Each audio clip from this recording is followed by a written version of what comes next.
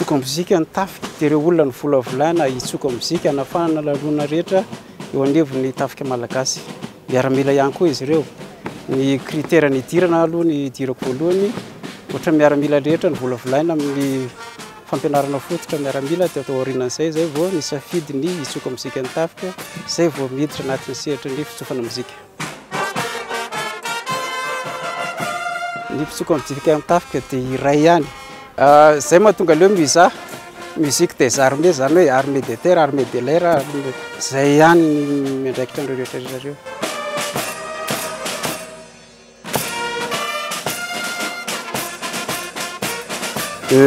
Cérémonial militaire mazava ho azy fandraisana an'ireo autorité militaire moa autorité zany hoe ny filoham-pirenena n'ambassadeur.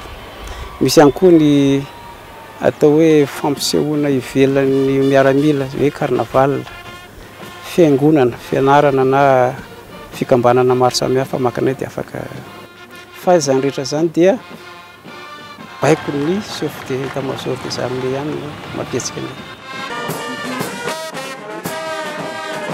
Fa ny hira moa araka ny fivoaran'ny toetra rasy ny fiainantsika misy ny hira vaovao dia miezaka zay misadapta manaraka an'izay mba tsy le hoe zavatra taloha foana ny ainana dia mivoatra araka an'izay ny fampianarana.